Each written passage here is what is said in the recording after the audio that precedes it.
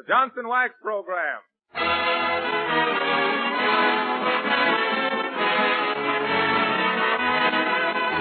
The makers of Johnson's Wax and Johnson's Self-Polishing Glow Coat present Marian and Jim Jordan as Fibber McGee and Molly, with Donald Novis, the Four Notes, and Billy Mills Orchestra. The show opens with The Lady's in Love with You.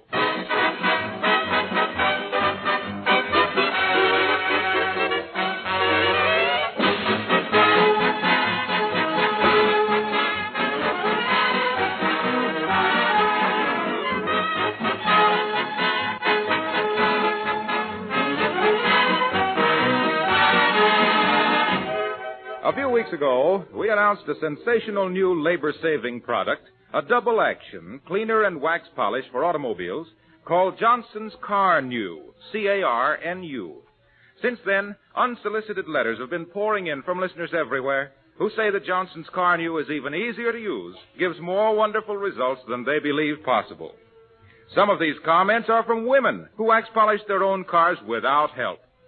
Now, if you want your car to take on a brilliant, gleaming polish, if you want the finish to look as bright as it did the day it was new, then get a can of Johnson's Car-Nu at once. Remember, this is a double-action cleaner. It cleans and wax polishes your car in one simple, easy operation. The liquid is easily and quickly applied. It dries almost immediately to a white powder. Wipe off the powder, and off goes the old dirty film. Streaks and stains disappear like magic. Your car shines like a mirror without any hard rubbing. Why, the whole job can be done in an hour. Johnson's Car-Nu is for sale at filling stations, auto supply stores, garages, and at your regular wax dealers. Try it, and you'll agree that your car looks like new when you use Car-Nu.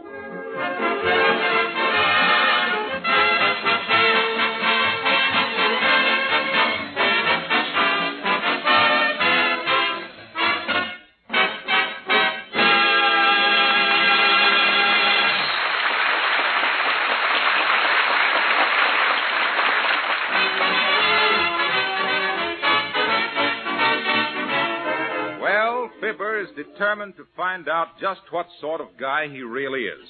Of course, he could ask people, but Fibber was never one to stick his neck out unnecessarily. So here in the living room at 79 Wistful Vista, typing a letter to the famous handwriting analyst, Professor John Hancock, we find Fibber McGee and Molly.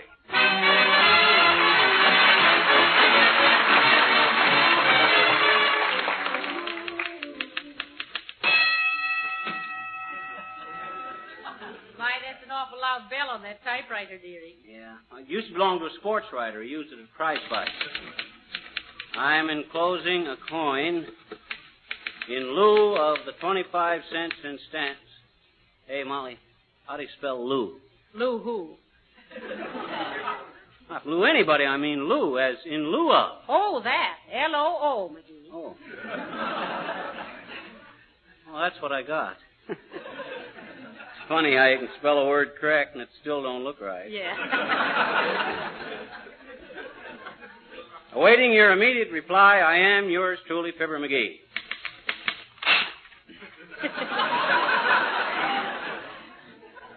Now, let's see. I'll have to enclose a sample of my handwriting. Come in. Fibber McGee? You betcha, Bud. Do you need a gag writer? No, we don't. Oh, no?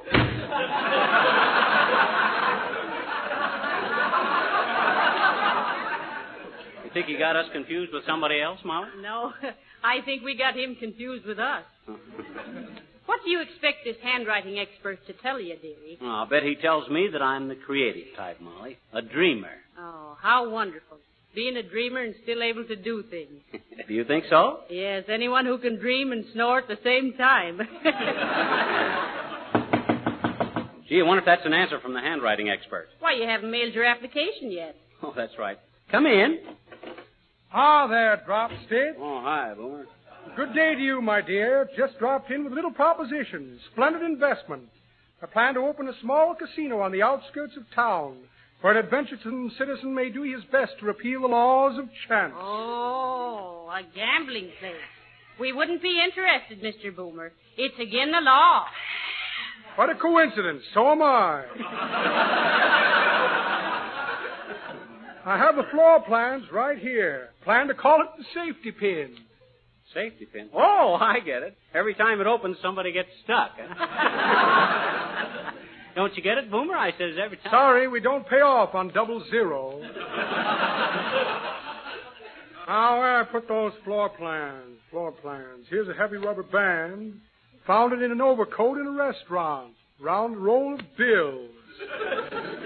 Little dandy glass cutter, very therapeutic for jewelry store windows. Minor operation and the pain is gone. Pair of white gloves, ducky, aren't they? Made by the Snow White Glove Company. Guaranteed not to leave your prints. Well, imagine that. No floor plan. Wait till the wheels stop spinning, my dear. Now where I put those floor plans? Here's a gold-plated shoehorn. Very useful. Never know when some heel is going to get in a tight spot. What's this? An invitation to an art exhibit. Must drop in and see the new sculpture. Always like to know what the other chiselers are doing. Elk's tooth needs brushing. Maybe Bob Hope would give it a guest appearance. Greetings, chum. Let's eat 'em. Small revolver. Dangerous little weapon. An old friend of mine was shot with this 6 times. My mistake, 5 times. Well, imagine that. No floor plans. Wonder what could have happened to them. Probably the same thing as the egg the little red hen dropped in the mud, Boomer. Not lost, just mislaid. Not a bad yolk if you could clean it up. Good day, Timber Skull.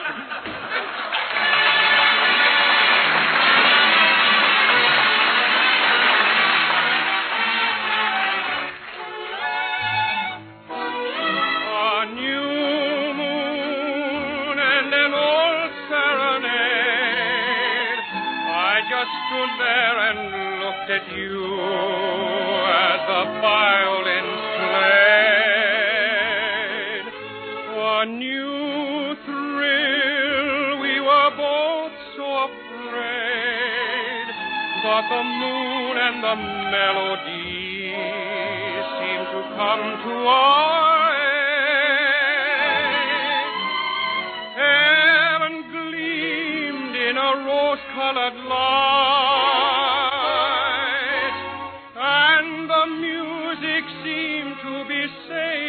I'm yours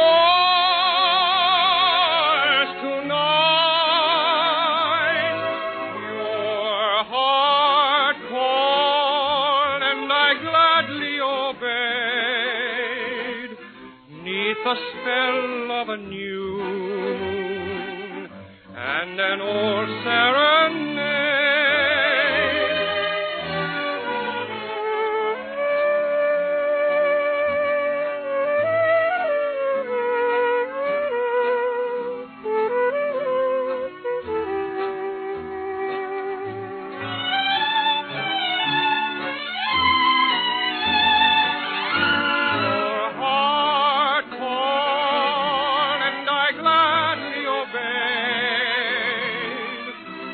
The spell of a new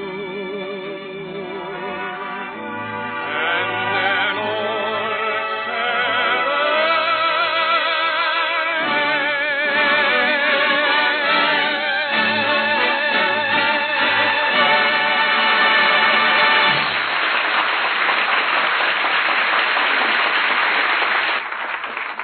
Folks, that was Donald Nova singing A New Moon and an Old Serenade. And Don, as one creative artist to another, I can't speak too highly of your rendition. Well, thanks, Fibber. What have you created lately? Oh, he's creating an imaginary character of himself, Mr. Novus. He just mailed a letter to have his handwriting analyzed. Yeah, you see, Don, I just want to verify everybody's opinion of me as being the artistic type. Oh. You know, sensitive and emotional and anesthetic. Oh. Stuff like that. Personally, I think it's a very valuable thing to get acquainted with yourself. Well, yes. Mm-hmm. But you meet an awfully lot of strange people that way. See you later, folks. There's too many comedians on this show. Name one.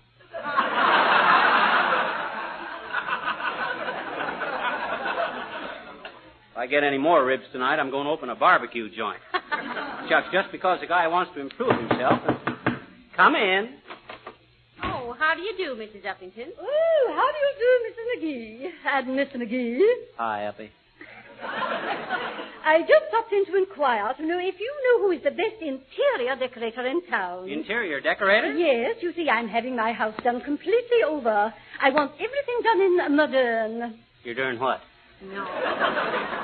She means modern, dearie. You know, the kind of furniture that looks like it was designed by an acrobat and built by a geometry teacher. Oh, but my dear, it is so effective. And my house does need decorating badly. Now, let me see. It hasn't been done completely over since, oh, dear, now, let me see. I think it was 4 years ago. No, 5. 5 years ago on my birthday. Oh. I had just turned 32. 32. Careful there, Uppy. You took that turn awful fast. She's well banked. Well, very amusing, I'm sure. I'll tell you what, Uppy. I don't know where you could get any better advice on interior decoration than I could give you. Oh, really? Did you ever do any decorating, Mr. McGee? Did I? Remember that new ritzy residential suburb that was built a couple of years ago? Snob Hollow? Oh, yes. Well, McGee designed every mustache on every billboard in the whole suburb. I never know such a thing, Molly. I done the beards. More Toops done the mustaches. He was taller than I was. But frankly, Mrs. Uppington, I've always been interested in artistic things. Now, I think for your living room... You mean my drawing room? Yes, for your front parlor, I'd do the upholstery in shirred mulberry cransafrance with the wide edging of penny point krasnavets. Don't you think so, Molly? Well, yes, if you're sure they'd go with the pastel botnitkin. Well, good heavens. Really, I must be dreadfully behind the times. What on earth is a botnitkin? Oh, that's the latest thing in Davin squaddles, Uppy. But you can only use them in a room that has a large planet tray completely around the crevice side. Oh, my, I'm so glad to hear that. Perhaps I'm just a silly girl, but if botnitkins are the things, I shall insist on botnitkins. Well, I'll always be glad to help you, Uppy. That's characteristic of me. An artistic streak with the strain of the... Just make it a strain, dearie. Well, I certainly will appreciate it so much. And, oh, Mr. McGee, I do admire your artistic restraint. Restraint? Yes. I see you've restrained yourself from doing anything artistic with this house. Oh, dear, perhaps you found the botnitkins too bentible for the clay dwarf of your particular upper throat. Well, thank you so much. Goodbye.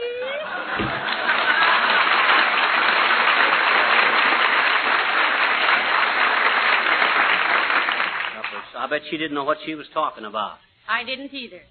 Me too.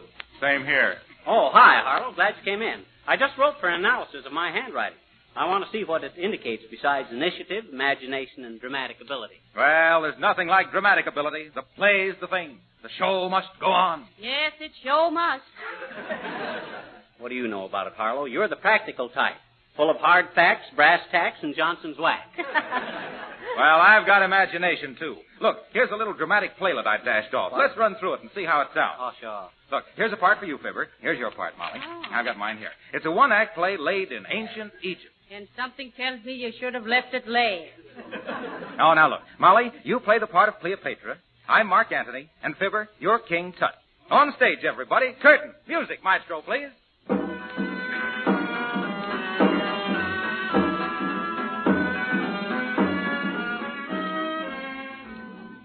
Ah, there, Mark Anthony. Sit thee doon. Slave, bring Mark Anthony a hunk of ambrosia and a slug of nectar. Thanks, Tut. Well, nice pyramid you've got here. Oh, not bad. Still working on it, Si. As a matter of fact, if you come back years later, you'll still find me all wrapped up in it. I hope you got the flowers I sent you for Mummy's Day.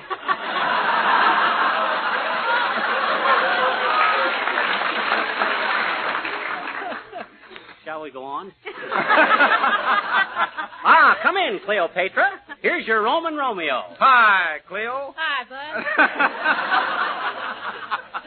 Say, Cleo, I saw you in your last picture, The Dance of the Seven Veils. And if you'll take my advice, you'll demand a recount. Easy, Mark. None of your lip, Mr. Anthony. Well, come on, honey. Put your scarabs on and let's take a chariot ride. I know a swell joint to eat in. It's called Nebuchadnezzar's Nook on the Nile. Oh, And, baby, you ought to taste their barbecued camel. Oh, no, you don't. The last time one of you Romans took me for some barbecued camel, I had to walk back a mile. Besides, I refuse to ride in that awful old dusty chariot of yours. Uh-oh, boy loses girl. Wax gets plugged.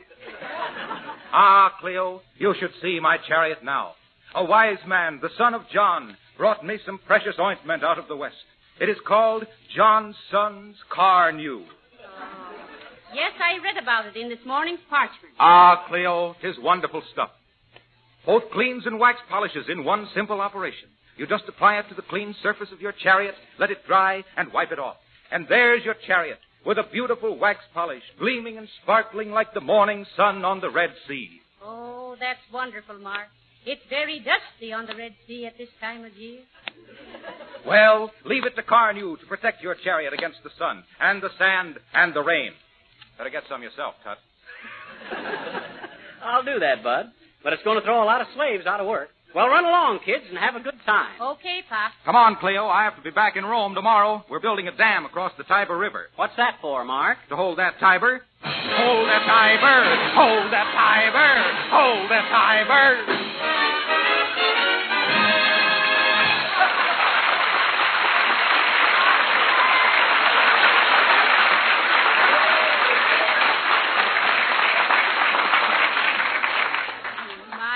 Wasn't that realistic, dearie? Too. Excuse me while I dump the sand out of my sandals. Oh, it wasn't bad, but that plot wasn't consistent. If Anthony had used Carnew, you'd never have met him. Why not? Well, after you use that stuff on your chariot, there's never a mark on it. Oh, my. Crawl in. Oh, no, excuse me. I thought we were still in the pyramid. Hello there, Johnny. Here's a letter for you. Well, thank you, old-timer. Are you a mailman now? Hey! She said, are you a mail carrier now? I think it's a good job for you, old-timer. With your pigeon toes, you'd make a good carrier.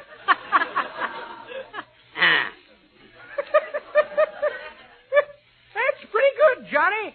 But that ain't the way I heard it. The way I heard it, a moonshiner says to a revenue officer, Say, says, did you get the message I sent you about that still up on the ridge? Yep, says the revenuer, but I tore it up. I thought it was just another MASH note.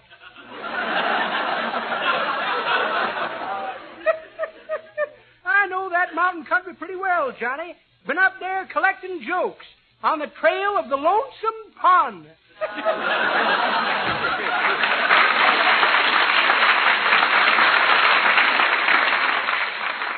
Who's the letter from, McGee? Let me see. Oh, say, can you beat this? It's an answer from Professor Hancock, the handwriting expert. What, already? Why, Yeah. you only mailed your letter 15 minutes ago. That's wonderful service. It is, ain't it? Mr. Farley must be running for president, too. Listen to this, Molly. It says, Dear Client, as the foremost exponent of graphology... hey, Molly, what's graphology? Why, that's easy, dearie. Ology means the study of, and graph means Zeppelin. Uh-huh. He's got you analyzed as a big gas bag.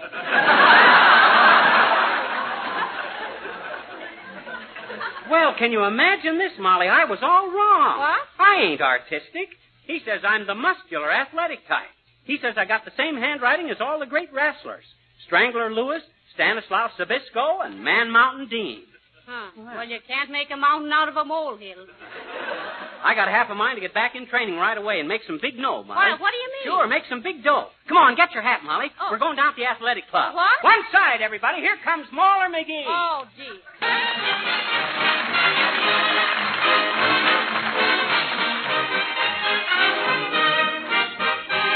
I wandered today to the hill, Maggie, to watch the scene below.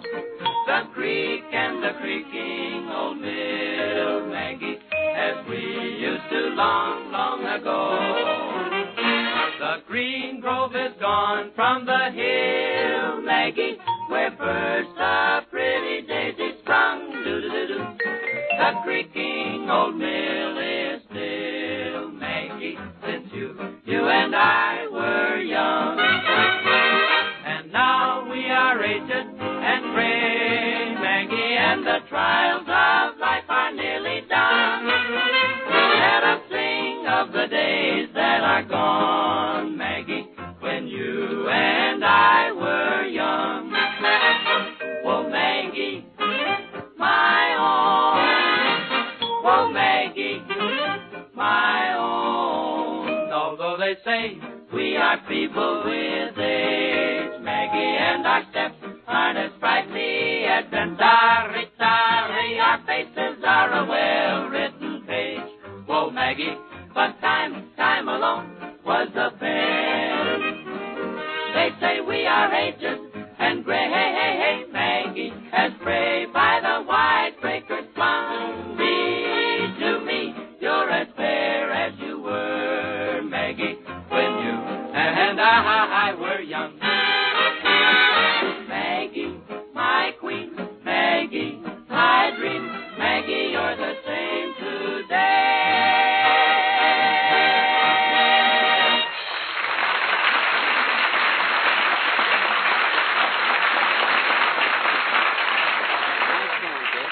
Folks, that was the four notes singing When You and I Were Strong, or When You and I Were Young, Maggie. Guess I got muscles on the brain tonight, Molly. Well, they'll never get any exercise there. I wonder if $5,000 is too much to ask for my first bout. If I can get about... Oh, here's the athletic club, Molly. Come on in.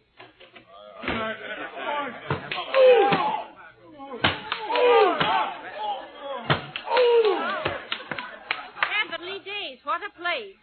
How can these wrestlers train in all this cigar smoke, McGee? That's part of the training, Molly. It'd be silly to train in fresh air and then wrestle in a lot of cigar smoke. If there's something you folks wanted, I'm the manager of the joint. Just a professional visit, Bud. I'm a wrestler myself. Ever hear of Mauler McGee, the mad mastodon of the mat? Oh, yes. You used to be the heavyweight wrestling champion. No, I never was, Bud. Well, for goodness sake. Hey, Joinky, come here a minute. Here's a wrestler who was never the heavyweight champion. Meet up with Mauler McGee and his mom. Well, how do you do, I'm sure? Hi, Jerky. Well, I'm very pleased to make your acquaintance. Hello, folks. Oh, are you a wrestler too, Mr. Jerky? Oh, no, he works for Gabby the Grunt. Oh, manager? No, I'm employed in another capacity. I'm not his manager. My job is more in the nation. Say, let's start over, huh? Why, certainly. Now, what do you do for Mr. Gabby the Grunt? I'm his instructor in elocution. I'm his groaning instructor. Well, there's more to this business than I thought. Have they got somebody else to teach them to make all them faces? Oh, there's nothing artificial. I mean, if you're born with a physiognomy. What I mean is, wrestlers don't make faces like that. It's faces like that make wrestlers. Well, I'm very glad to have made your acquaintance. Your acquaintance. Oh, I tried that before, didn't I? So long.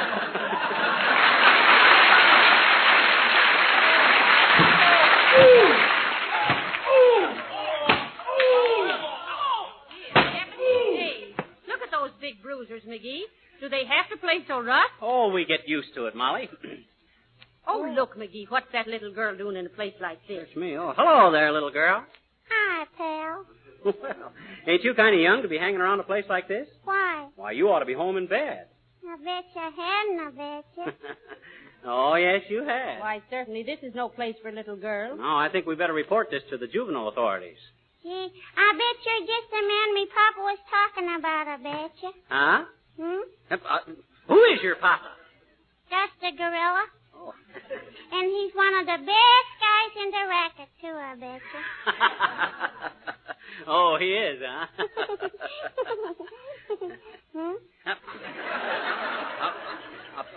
I says, what do you mean when your papa was talking about me? He don't know me from Adam Soft, what you call it? Gee, maybe he didn't mean you.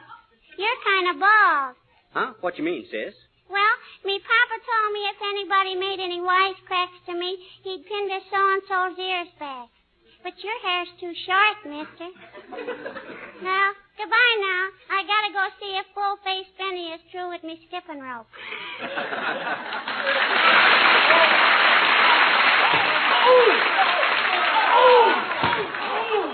What's them mugs trying to wrestle, will you? Well, I could lick any two of them if I was blindfolded and had arthritis.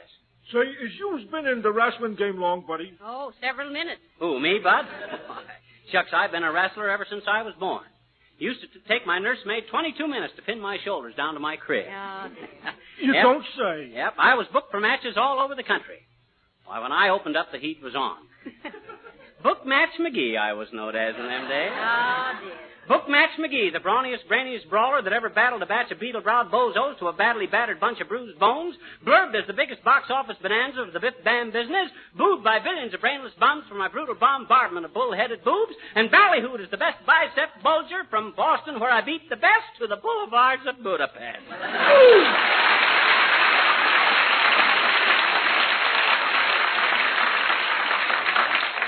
Say, I think you is just the guy we've been looking for. Gabby the Grunt's been looking for a guy to work out with. Oh, he has, has he? Well, let me in there with that guy. I'll show him some new twists. Here, hold my coat. Oh, now, wait a minute, McGee. After all, you know... McGee! Go on, lady. Let him have his fun. Look at the midget. Look at poor little McGee in the ring with that big bruiser. Looks like a ventriloquist act. Well, I don't know. Not with two dummies. Hey, look at him go, lady. My. McGee, be careful. Get down off of that man's hands. You better stand aside, lady. He's going to throw him this way.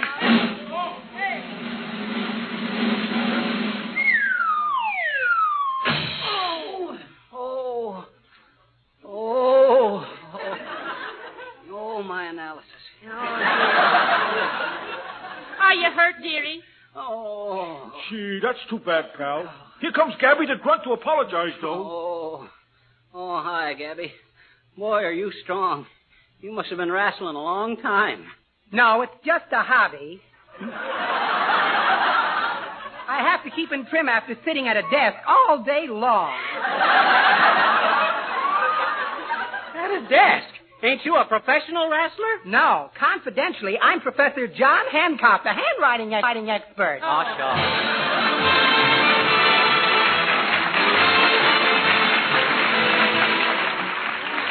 In the summer months, the wise woman plans her work so she can have more time to be out of doors enjoying herself, more time to spend with her family. Do you know that there's an easy way to keep your floors sparkling and clean without scrubbing? Just let Johnson's self-polishing Glow Coat shine your floors for you. Glow Coat quickly gives a sleek, glossy polish that defies dirt. Wouldn't you rather rest or read or go to a movie than to spend your time scrubbing floors? Why, of course you would. Tomorrow, then, buy a can of Johnson's Glow Coat. Spread this remarkable liquid lightly over the clean floor with a soft cloth or the long-handled Glow Coat applier. Then take it easy for 20 minutes while Glow Coat dries to a gleaming polish that protects the floor from children's scuffing shoes, from dirt and stains. Ask for Glow Coat, Glocoat. Johnson's self-polishing Glow Coat, the easy-to-use polish that makes floors and linoleum shine like new without rubbing or buffing.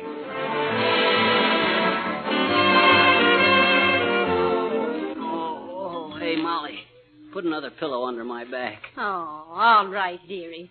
Better let me take your specs, too. Oh, what's the matter? They broke? No, I'll put them away until your ears straighten out again. Oh. Good night. Good night, all.